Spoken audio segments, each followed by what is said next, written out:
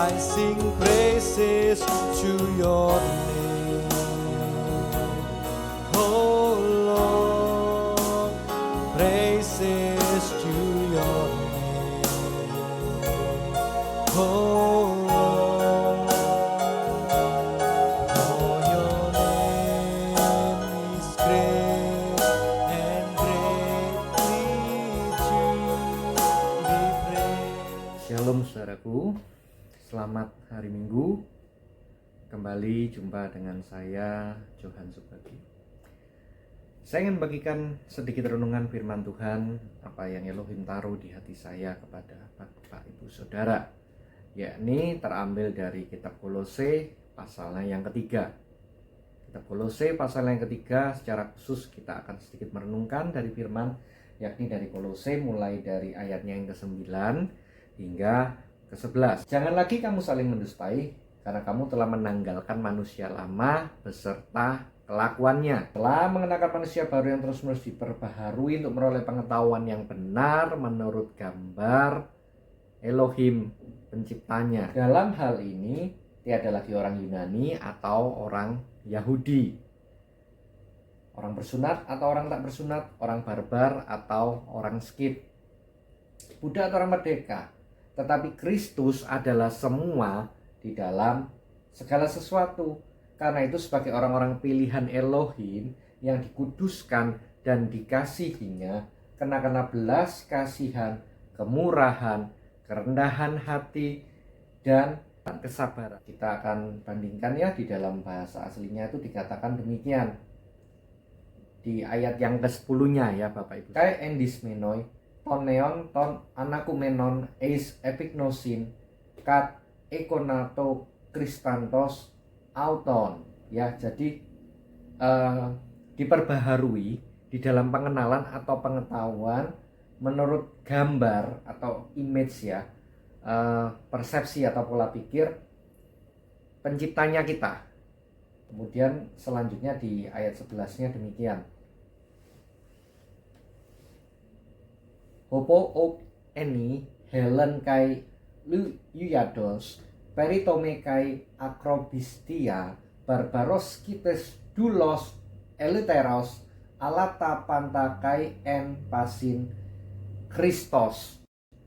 Jadi begini artinya, bahwa di dalam Kristus ini kita ini sudah menjadi ciptaan yang baru. Kita sudah diperbaharui. Kehidupan lama kita sudah ditanggalkan. Yakni pada waktu kita mengalami mikve atau baptiso, kita ditenggelamkan, manusia lama kita itu mati, kita dilahirkan baru di dalam Kristus, ruah kita. Tetapi pola pikir kita harus diperbaharui tiap hari. Mindset kita harus diperbaharui. Nah, diperbaharuinya ini dengan apa? Tadi dikatakan di kitab Kolose itu demikian. Dikatakan bahwa kita tuh harus sabar ya, diperbarui dengan sabar seorang dengan yang lain. Bahwa kita ini mengenakan belas kasihan, kemurahan, kerendahan hati, dan kelemah lembutan selain sabar itu. Karena apa? Karena tadi dikatakan bahwa kalau di dalam manusia baru tidak ada perbedaan lagi.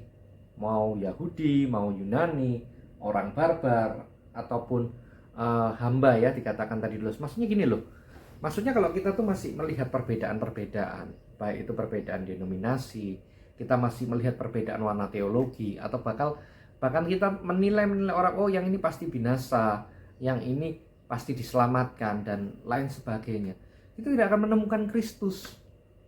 Sementara yang esensinya kita lupa, yakni mengenakan apa? Mengenakan belas kasihan, mengenakan kemurahan, kerendahan hati, kelemah lembutan, dan kesabaran.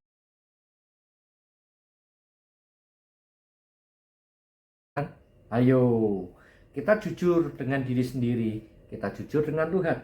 Berapa banyak sebagai anak-anak Tuhan, sebagai orang percaya, kita tidak sabar, tidak ada kerendahan hati mungkin, bahkan kita tidak memiliki kelemah lembutan dan kemurahan, belas kasihan kepada sesama.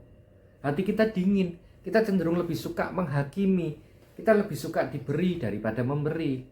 Aduh Bapak Ibu Saudara, Malu sekali kalau hidup kita demikian. Mengapa? Karena di luar sana, mungkin orang-orang dunia yang belum mengenal Tuhan, mereka lebih mempraktekkan itu di dalam keterbatasannya.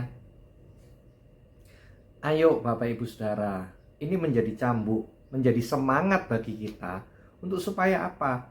Kita mohon kekuatan daripada Roh Kudus, supaya kita yang sudah menjadi manusia baru ini bisa melakukan firman-Nya. Hidup kita boleh memiliki belas kasihan, hidup kita boleh memiliki kesabaran, kemurahan kepada sesama, kelemah lembutan sebagai manusia baru. Ini yang kita kejar, bukan perbedaan-perbedaan warna-warna teologi, bukan perdebatan yang tidak ada ujungnya, bukan terus akhirnya saling menang-menangan. Ayo, mari Bapak Ibu Saudara. Kenapa? Karena Ruach HaKodes, karena Roh Kudusnya yang ditaruh di kita ini sama. Apapun gereja kita, persekutuan kita, warna teologi kita, mau Calvin, Luther, mau Judaisme, mau apapun, metodis apapun, Tuhan tidak melihat itu Bapak Ibu Saudara. Tetapi sebagai manusia baru, artinya kita yang in Christ, Kristus, di dalam Hamasia kita yang dilahirkan baru. Inilah cara kita menunjukkan bahwa kita sudah lahir baru. Hidup kita penuh dengan belas kasihan, penuh dengan kesabaran, kelemah lembutan, kemurahan, kerendahan hati, dan tidak memandang lagi perbedaan-perbedaan itu.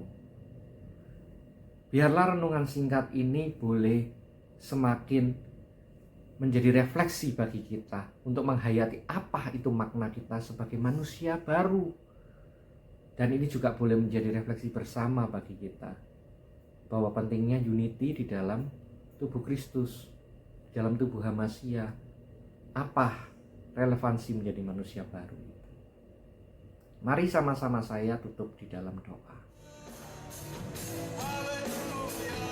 Avinu Seba Samayin, Todaraba ya Yahweh Elohim, Todaraba Yeshua Hamasia Hamosia Hagoel Melek Hane Eman, Todaraba ima kami Ruach HaKodes.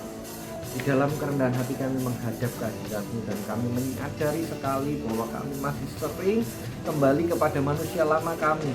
Kami sering meninggalkan pengenalan kami yang sempurna akan-Mu, bahwa kami ini sudah dilahirkan menjadi manusia baru. Ampuni kami ya Bapa, ampuni kami Roh Kudus, ampuni kami Tuhan Yesus. Tolong kami untuk kami lebih mengejar manusia baru ini. Maksudnya kami menyadari dalam pola pikir kami bahwa di dalam Kristus, di dalam manusia kami menjadikan manusia baru. Tidak memusingkan masalah-masalah kecil, masalah perbedaan teologi, masalah mungkin beda gereja, beda pelayanan, tidak berdebat, tidak fokus ke sana, tapi fokus kami hidup di dalam kerendahan hati, hidup di dalam kasih, hidup di dalam kemurahan, di dalam kelemah lembutan dan belas kasihan. Tolong kami Tuhan, mampukan kami Tuhan. Semakin hari kami semakin sempurna. Manusia baru itu semakin nampak nyata dalam implementasi dalam kehidupan nyata kami. Di dalam perkataan, perbuatan, sikap hati kami, dalam dimanapun kami berada.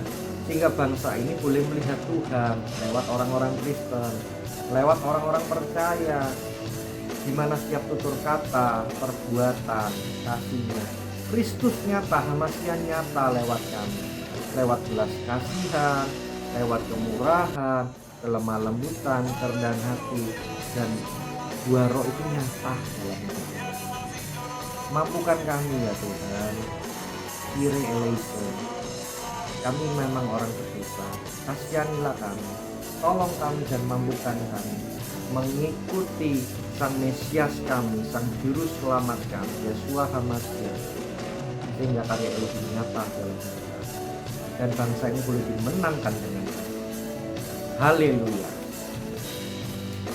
Shalom Bapak Ibu Saudara, selamat hari Minggu. Biar kiranya renungan singkat ini boleh menjadi refleksi kita bersama dan semakin menguatkan kita untuk menghayati peranan kita sebagai manusia baru, dan benar-benar kita mengesampingkan perbedaan. Tuhan memberkati.